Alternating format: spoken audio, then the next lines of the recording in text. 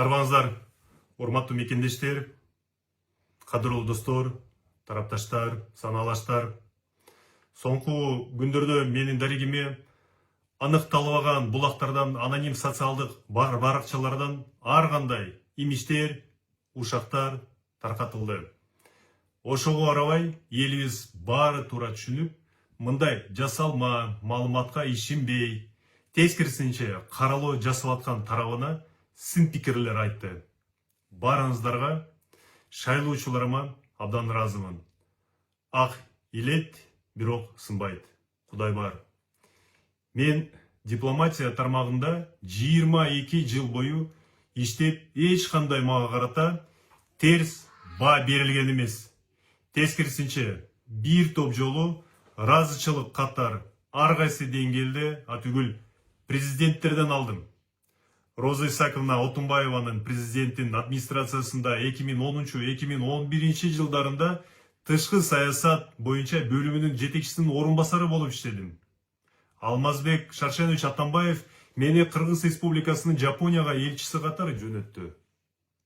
Сооронбай Шарипович Жээнбековдун өкмөтүндө тышкы иштер министри болуп 2 жыл иштедим. Садыр Нурожоевич Жапаровдун стратегиялык тышкы маселелер боюнча кеңешчиси болуп иштедим. Ал шайлоого аттанып, мен ошону эске алып, президент жок, ошол маалда жөн эле айлык албаш үчүн өз ыктыяры менен кызматтан кетип, коомдук ишмердүүлүккө өттүм. Элдин ишеничи негизинде Кыргыз Республикасынын жогорку кеңешинин 7-чи чакырылышына келдим. 2010 жылдан тартып, өмүр баяным, өткөн баскычтарым бир топ жолу текшерилип, ошондон улам жогорку кызматка өтүп иштедим. Изуучу болсо, же мыйзам бузуулар болсо, дароо эле чара көрүлмөк, туурабы? 8-чи чакырылышка талапкерлигимди көрсөтүп, БШК бүт баары текшерип, кабыл алышты. Шайлоодо 2025 жылы 30 ноябрда 6259 таза добуш алдым. Бул элдин ишеничи. 4 ай ичинде менин жашоомдо кандай кескин өзгөрүүлөр болгонуна байланыштуу БШКнын жетекчилиги мени 19 күндөн бери текшерип атат. Сотун чечими болсо, Ички иштер министрлиги бир күндө ичинде маалымат берет. Мындай маалымат БШКга дароо эле 3 күн ичинде келет. Мына буга чейин бир нече депутаттар бир нече күн ичинде жогорку кеңешке келишти.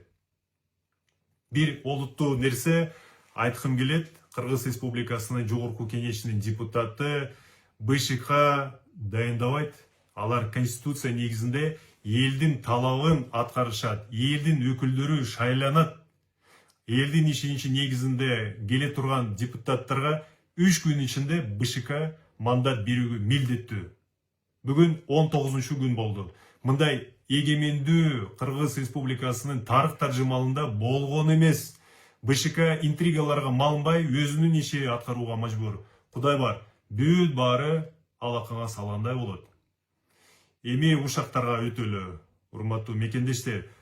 Мына 10 марттан 6 күндөн кийин 17 мартта БШК мени боюнча билдирүүсүндө кээ бир нюанстарды такташ керек деп айтылды. Ошондон кийин кызык нерсе YouTube'да башка чет өлкөдө катоодон өткөн ээси аныкталбаган баракчада мени жамандаган, кароолоологон маалыматтар аткан. Видеодо 100% чындыкка туура келбеген каралуу болду. Ушул видеодо 3 маселе көтөрүлдү. Аткезчилик, визалар боюнча нота жана батирим. Пункттан пунктка өтөлү. Мына биринчи пункт Айдарбеков жана аткезчилик бул мүмкүн эмес, бул фейк. Чындыкка келбейт, эчтеке жок. Табышпайт. Экинчи пункт виза тууралуу нота. Урматтуу эмес каралоону жасап аткан, мени көрө албаган кишилерге бир нерсени айткым келет. Силер дипломат эмессиңер. Силер көп нерселерди түшүнбөйсүңөр. Мындай ноталар болсо, келер замат кызматтык тергөө болот. Эгер каталар келтирилген болсо, дароо чара көрүлөт. Персона нон грата болгон инсан тиешелүү мамлекетке такыр кире албайт. Такыр.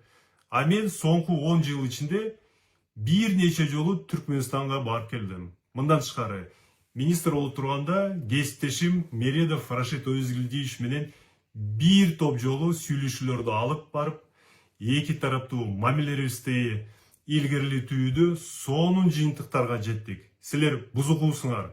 Боордош эки элдин ортосундагы чыр чатакты чыгарууга аракет жасадыңар. Мен мындай кадамдарга барбайм. Мен мамлекетчилмин. Өмүр бою элибиздин, мамлекетибиздин кызыкчылыктарды коргоп келе жатамын. Жана 3-чү пункт, бул жеке маселе. Батирим боюнча, бул батир мен 2016 жылы алдым.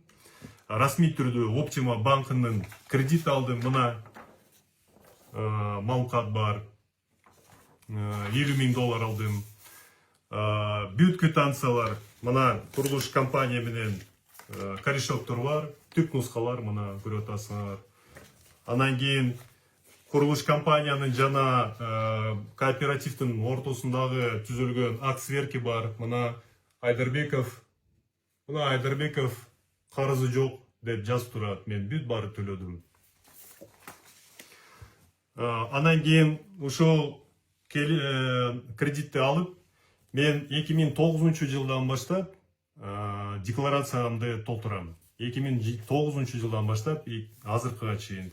2016 жылдан баштап жыл сайын 2023 жылына чейин декларацияда мен тиешелүү келишим боюнча, насыя боюнча маалымат чагылдырып атам. Ошол маалымат кимдерге керек болсо, мен силерге көрсөтө алам. Жана эң маанилүү биякта бул батир меники экендиги жөнүндө соттун күчүнө кирген чечим бар. Мына чечим бар. Жогорку сот бекитти. Баса айтканда 2022 жылдын сентябрынан баштап белгилүү бир себептерден ОКМК тарабынан мага үй бүлүмө кысым жасалып, бүт териштирип, эчтекени таппай батириме жабышты. Анткени башка асыла турган нерсе табылган жок. Бул каралоо операциясында жөнөкөй жарандарды мага карата терс иштерди жасоого мажбурлашкан. Айдарбековду салып бербесиңер, ар кандай чараларды көрсөтөбүз деп коркутушкан. УКМКда акыркы өзгөрүүлөр болгондон кийин бүт маселелер оң жагынан чечилди. Мировой соглашение бар. Бирок мага асылган УКМКдагы мурда иштеген кызматкерлер кыянаттык жол менен ээлеген кызматты пайдаланган кишилердин аты жөнү мен азыркы УКМКнын жетекчилигине жеткирдим. Алардын мыйзам чегинде жоопкерчиликке тартылат деп тиренишинем. Эми мен жөнүндө жалган маалыматты мамлекетибиздин жетекчилигине ким жеткирип жаткан, ким бул бурмалып жаткан, мен да билем. Мага да маалыматтар келип атат. Кудайдан коркпогон кошуматчылар, силер бузукусуңар. Кошуматчылардын табияты туруктуу эмес. Бүгүн кошуматчысы, эртең саткын. Чындык баары бир өз жолун табат. Элдин тарабынан мага көрсөтүлгөн ишеничи негизинде таптаза 6259 добуш мен алган мандатымды берүүгө тийишсиңер. Саламатта болуңуздар.